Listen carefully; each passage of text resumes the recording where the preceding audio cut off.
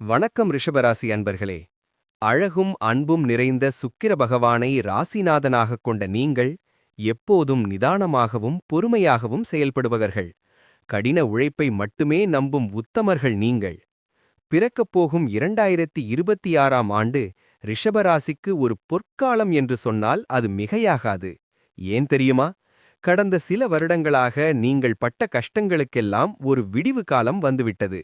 நீதி தேவன் சனி பகவான் உங்கள் ராசிக்கு 11ஆம் இடமான லாபஸ்தானத்தில் அமர்ந்து நீங்கள் கேட்டதையெல்லாம் வாரி வழங்கப் போகிறார். அதே சமயம் ராகு பகவான் தொழில் ஸ்தானத்தில் அமர்ந்து உங்களை உச்சிக்கு கொண்டு செல்லப் போகிறார். ஆனால் ஆண்டின் நடுப்பகுதியில் நடக்கும் குரு பெயர்ச்சி சில மாற்றங்களை கொண்டு வருமா? ஆரோக்கியத்தில் என்ன கவனம் தேவை? இதை பற்றி தெரிந்து கொள்ள இந்த வீடியோவை ஒரு நிமிடம் கூட தவிர்க்காமல் முழுமையாக பாருங்கள். 2026இல் நீங்கள் ஜெயிக்கப் போகும் ரகசியம் இதில் உள்ளது. முதலாவதாக, வேலை மற்றும் தொழில்.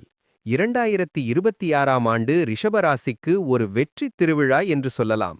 காரணம், 10ஆம் இடத்தில் இருக்கும் ராகு பகவான் உங்களுக்கு பெரிய பதவிகளை தேடித் தருவார். வேலை தேடிக்கொண்டிருந்த அன்பர்களுக்கு நல்ல சம்பளத்துடன் கூடிய வேலை கிடைக்கும். குறிப்பாக ஐடி, மீடியா மற்றும் கலைத்துறையில் இருப்பவர்களுக்கு புகழ் கூடும். தொழில் செய்யும் அன்பர்களுக்கு 11ஆம் இடத்தில் இருக்கும் சனி பகவான் அபரிமிதமான லாபத்தை தருவார். போட்டியாளர்கள் தானாகவே விலகிச் செல்வார்கள். நீண்ட நாட்களாக தடைப்பட்டிருந்த பதவி உயர்வு இப்போது உங்களை தேடி வரும்.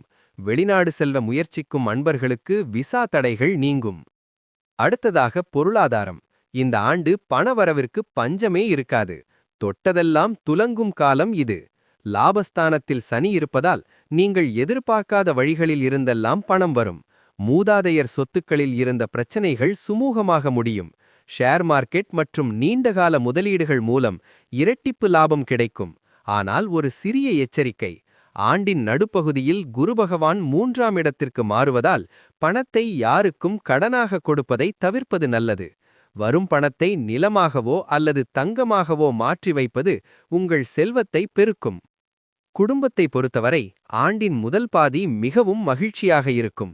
குரு பகவான் 2ஆம் இடத்தில் இருப்பதால் வீட்டில் சுபகாரியங்கள், திருமணம் போன்ற விசேஷங்கள் களைகட்டும். குழந்தை பாக்கியத்திற்காக காத்திருந்த தம்பதியினருக்கு நல்ல செய்தி வரும். உங்கள் பிள்ளைகளின் கல்வியில் நல்ல முன்னேற்றம் தெரியும். இருப்பினும் கேது பகவான் 4ஆம் இடத்தில் இருப்பதால் தாயாரின் ஆரோக்கியத்தில் ரிஷபராசி அன்பர்கள் கூடுதல் கவனம் செலுத்த வேண்டும். சொத்து வாங்கும்போதோ அல்லது வண்டி வாகனம் வாங்கும்போதோ ஆவணங்களை சரியாக சரிபார்ப்பது மிக அவசியம். ஆரோக்கியத்தில் பெரிய பாதிப்புகள் இல்லை என்றாலும் கேதுவின் தாக்கத்தால் சுவாசக் கோளாறுகள் அல்லது அஜீரண பிரச்சனைகள் வந்து போகலாம். சரியான நேரத்திற்கு உணவு அருந்துவதும் நடைப்பயிற்சி மேற்கொள்வதும் உங்களை புத்துணர்ச்சியுடன் வைத்திருக்கும். 3ஆம் இடத்து குரு சில நேரங்களில் மன அழுத்தத்தை தரலாம். எனவே தியானம் செய்வது மனதிற்கு அமைதியை தரும். இந்த பொற்காலத்தை மேலும் சிறப்பாக்க நீங்கள் செய்ய வேண்டிய எளிய பரிகாரங்கள். மகாலட்சுமி வழிபாடு. வெள்ளிக்கிழமை தோறும் மகாலட்சுமிக்கு நெய் தீபம் ஏற்றி வழிபடுவது செல்வத்தை நிலைக்கச் செய்யும். ராகு பிரீத்தி.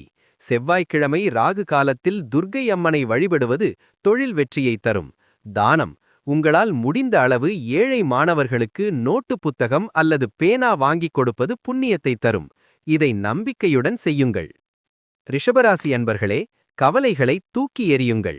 2026ஆம் ஆண்டு சனி பகவான் உங்கள் பக்கம் இருக்கிறார். நீங்கள் எடுக்கும் ஒவ்வொரு முயற்சியும் வெற்றியில்தான் முடியும்.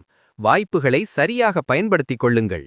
இந்த ஆண்டு உங்கள் கனவுகள் நனவாகும் ஆண்டாக அமையும். இந்த தகவல் உங்களுக்கு பிடித்திருந்தால் லைக் செய்யுங்கள். உங்கள் நண்பர்களுக்கு பகிருங்கள். மேலும் இதுபோன்ற பயனுள்ள ஜோதிட தகவல்களுக்கு சாட் ஸ்டுடியோஸ் சேனலை சப்ஸ்கிரைப் செய்து இணைந்திருங்கள். நன்றி, வணக்கம்.